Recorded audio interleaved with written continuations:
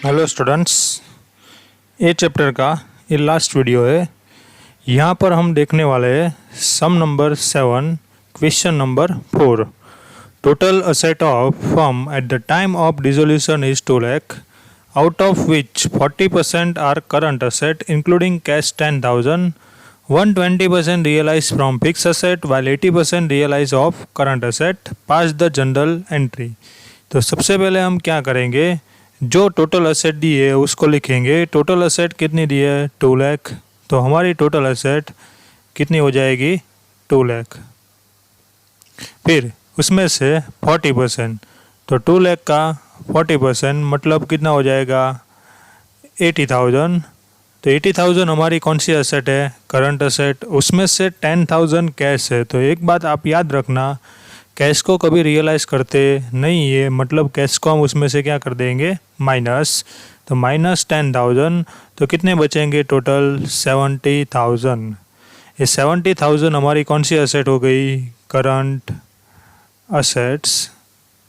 अब देखो 40% हमारी फिक्स असेट है, तो बाकी की जो 60% होगी, जो 60% वो हमारी कौन सी असेट हो जाएगी, फिक्स असेट। तो 60% मतलब कितना हो गया 1,20,000, वो हमारी कौन सी असेट हो जाएगी, फिक्स असेट। तो अब मैंने आपको बोला था कोई भी सम हो पहले रियलाइज की एंट्री लिखो, फिर उसके बाद जो उसके पैसे मिलते हैं उसकी एंट्री लिखनी होती है। तो यहाँ पर हम पहले रियलाइज की एंट्री लिख देते हैं। तो फर्स्ट एंट्री रियलाइज करेंगे तो हमारी एंट्री क्या हो जाएगी, realisation account debit to current assets account and to fix assets account.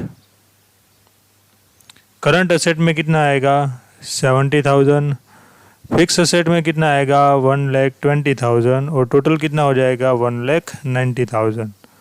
अब देखो आगे क्वेश्चन में क्या दिया है, 120% रियलाइज फ्रॉम फिक्स असेट, मतलब जो फिक्स असेट है उसका कितना परसेंट करना है 120%। तो इसका 120% करेंगे तो हमारा आंसर आएगा 1,44,000। और दूसरी, while 80% are realise of current asset, जो करंट असेट है उसका कितना परसेंट करना है 80%। तो इसका आंसर कितना आ जाएगा 80% मतलब 56,000। अब दोनों अमाउंट हमें किस में मिल रही है, कैश में मिल रही है। तो इस दोनों का टोटल करेंगे तो हमारा आंसर आएगा 2 लाख। मतलब हमने लास्ट में कितना अमाउंट मिलने वाला है 2 लाख रुपीस, और अमाउंट मिलने वाला है मतलब पैसे आएंगे। तो हमारी एंट्री क्या हो जाएगी, cash account debit to realisation account 2 lakh. देखो आपको ये सम एग्जाम में पूछे तो डायरेक्टली 3 मार्क्स में पूछ सकते हैं। जो आपने कैलकुलेशन की उसका 1 मार्क्स, दूसरी 2 एंट्री के 1 मार्क्स। डायरेक्टली 3 मार्क्स में भी ये सम आपको पूछ सकते हैं। तो आपको इसी तरह से क्या करना है, कैलकुलेशन भी लिखनी है, उसके साथ जनरल एंट्री भी लिखनी है, और बीइंग आपको खुद लिखना है। बीइंग आप कैसे लिखोगे, asset are realise and realise, okay. और उसके बाद देखते हैं सम नंबर 4, क्वेश्चन नंबर 3 का sum number 4। How would you deal with the following balance disclose in the balance sheet at the time of dissolution of partnership, explain. अब देखो आपको जब भी ऐसा बोले कि how would you deal with the following balance, तो आपको जनरल एंट्री लिखनी है। और जनरल एंट्री कैसे लिखेंगे आपको बताइए। जनरल रिजर्व हमारा क्या है, एक्यूमुलेटेड प्रॉफिट है। तो एक्यूमुलेटेड प्रॉफिट पार्टनर्स के बीच में डिस्ट्रीब्यूट करना पड़ता है। तो करते हैं डिस्ट्रीब्यूट। तो सबसे पहली एंट्री, इसमें कोई बॉक्स या ऐसा कुछ बनाने की ज़रूरत नहीं है। तो पहली एंट्री क्या हो जाएगी, general reserve account debit to partners capital account. अब सेकंड एंट्री में क्या दिया है, इन्वेस्टमेंट फ्लक्चुएशन फंड, वो भी हमारा एक्यूमुलेटेड प्रॉफिट, तो सेम टू सेम डिस्ट्रीब्यूट होगा। तो हमारी सेकंड एंट्री क्या हो जाएगी, investment fluctuation fund account debit to partners capital account. Third entry workman accident compensation fund, वो भी हमारा एक्यूमुलेटेड प्रॉफिट है, तो सेम एंट्री करेंगे। तो थर्ड एंट्री क्या आएगी, वर्कमैन एक्सीडेंट कंपनसेशन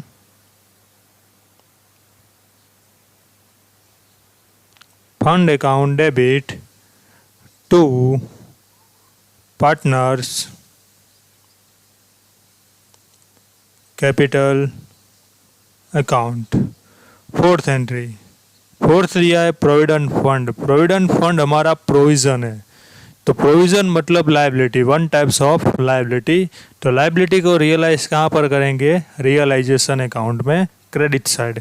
तो हमारी एंट्री हो जाएगी provident fund account debit to realisation account. Okay, उसके बाद फिफ्थ नंबर की एंट्री। फिफ्थ नंबर में दिया है debit balance of profit and loss account. अब आपको डेबिट बैलेंस दिया है, डेबिट बैलेंस मतलब हमारा लॉस। लॉस को डिस्ट्रीब्यूट कहाँ पर करेंगे, पार्टनर्स कैपिटल डेबिट साइड। तो हमारी फिफ्थ एंट्री क्या होगी, फिफ्थ नंबर की एंट्री पार्टनर्स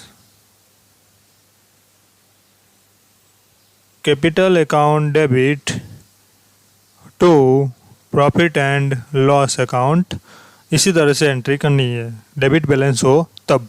फिर डेप्रिसिएशन फंड, वो भी हमारा प्रोविज़न है। प्रोविज़न मतलब लायबिलिटी। लायबिलिटी को रियलाइज कैसे करेंगे, रियलाइजेशन अकाउंट क्रेडिट साइड। तो हमारी सिक्स नंबर की एंट्री, सिक्स नंबर की entry depreciation fund account debit to realisation account. मानो कि ये सब आपको एग्ज़ाम में पूछते हैं तो टोटल 3 एंट्री पूछेंगे, उससे ज़्यादा नहीं पूछेंगे। तो आपको इसी तरह से एंट्री लिख देनी है। तो इसके लिए आपको क्या याद रखना पड़ेगा, मैंने जो आगे एंट्री लिखवाई है वो याद रखनी पड़ेगी।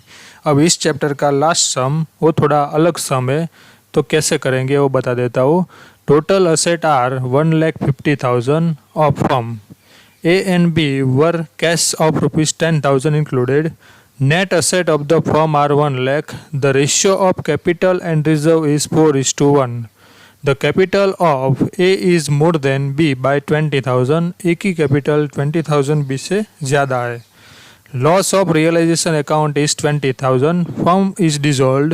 Prepare opening balance sheet and ascertain opening A and B. Opening capital of A and B मतलब बैलेंस शीट बनानी है और उसमें हमें क्या फाइंड आउट करना है, कैपिटल फाइंड आउट करनी है। अब जब भी आपको ऐसा सम पूछे तो एक बात याद रखनी है कि लॉस दिया हो या प्रॉफिट दिया हो रियलाइजेशन अकाउंट का, उसको ध्यान में लेना नहीं है। लॉस हो या प्रॉफिट हो, कुछ भी हो, उसको ध्यान में लेना नहीं है। तो सबसे पहले हम यहाँ पर बैलेंस शीट बनाते हैं। बैलेंस शीट का आपको फॉर्मेट पता ही है।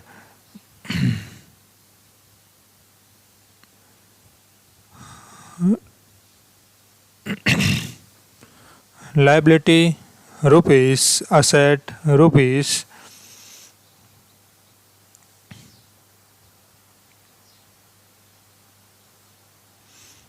यहाँ पर क्या आ जाएगा, liability amount rupees, asset rupees. सबसे पहले आपको ऐसा बोला है total asset of 1,50,000 from A and B, मतलब टोटल असेट दी है। तो असेट साइड का टोटल आपको दे दिया है कितने रुपीस, 1,50,000। उसमें 10,000 हमारा क्या है, कैश है, तो 10,000 कैश। तो जो बाकी बचा 1,50,000 में से कैश 10,000 निकाल लेंगे, तो जो बाकी बचा, बाकी कितना बचा 1,40,000, वो हमारी अदर असेट हो जाएगी। ओके, अब मैंने आपको 11th में जब आपको ये फाइनल अकाउंट वाला चैप्टर करवाया तब आपको बोला था कि असेट साइड और लायबिलिटी साइड का टोटल सेम होता है। तो हमारी असेट 1,50,000 है, तो हमारी लायबिलिटी भी कितनी होगी 1,50,000। तो यहाँ पर आ जाएगा 1,50,000। फिर आगे देखो क्या दिया है, net asset of the firm is 1,00,000। अब देखो नेट असेट का मतलब क्या होता है, आपने चैप्टर नंबर 3 में पढ़ा होगा कैपिटल एम्प्लॉयड। जो कैपिटल एम्प्लॉयड होता है वही हमारी क्या होती है नेट असेट। तो नेट असेट का फॉर्मूला लिखते हैं, net assets is equal to total assets minus total liability. अब आपको नेट असेट दे दी है कितनी 1,00,000, टोटल असेट भी दी है 1,50,000 और टोटल लायबिलिटी इसके ऊपर से मिल जाएगी टोटल लायबिलिटी। तो यहाँ पर हम लिखेंगे टोटल लायबिलिटी 1,50,000। अब देखो लायबिलिटी यहाँ पर माइनस में थी, उस तरफ की मतलब प्लस, और ये यहाँ पर प्लस में है तो इस तरफ आएगा तो माइनस, तो यहाँ पर आ जाएगा माइनस 1,00,000। तो हमारी टोटल लायबिलिटी कितनी हो गई 50,000। तो हमें लायबिलिटी साइड यहाँ पर लिख देना है 50,000।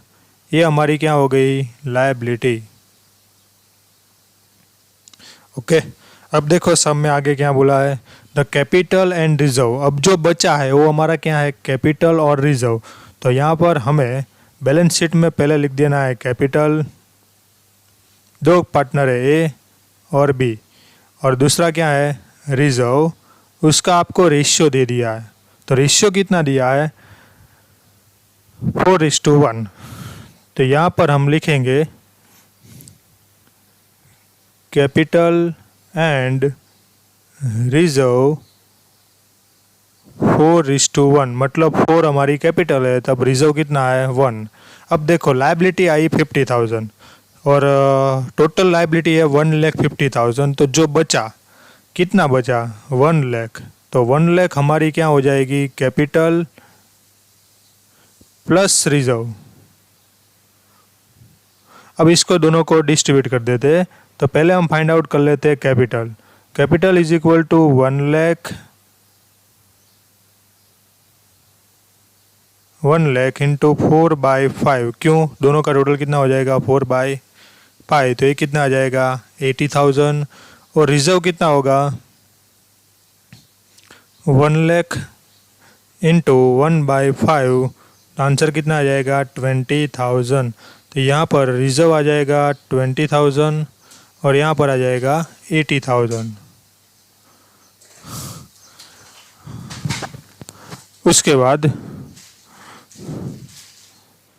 उसके बाद सम में दिया है capital of A is more than of B by 20,000। तो यहाँ पर हमें इक्वेशन बनानी पड़ेगी।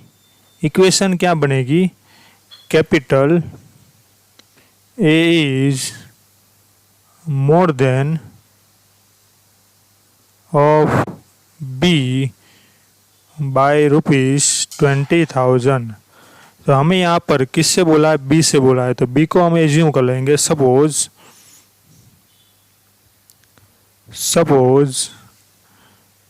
B capital is equal to X और A capital is equal to X plus 20,000। अब देखो हमारे पास टोटल कैपिटल है 80,000, तो यहाँ पर लिख देंगे x plus 20,000 is equal to 80,000। X plus x मतलब 2x plus 20,000 is equal to 80,000। 20,000 को इस तरफ लाएंगे तो माइनस हो जाएगा, तो आंसर आएगा 2x is equal to 80,000 minus 20,000 तो कितना बचेगा 60,000। तो x is equal to 60,000 divide by 2, तो x इज इक्वल टू कितना आ जाएगा 30,000। तो x हमने किसको एज्यूम किया था b को, तो हमारी b की कैपिटल कितनी हो गई 30,000। 80 में से 30 जाएगा तो कितना बचेगा 50,000। तो ये हमारा सम यहाँ पर कंप्लीट, हमें ओपनिंग कैपिटल मिल गई 50,000 और 30,000। तो इसी तरह से पूरा सम करना है। और एक बात याद रखना, ये चैप्टर का ये लास्ट सम था, यहाँ पर हमारा चैप्टर ख़त्म हो रहा है। ये सब आपको अपनी फेयर बुक में नोट डाउन करके लिख देना है।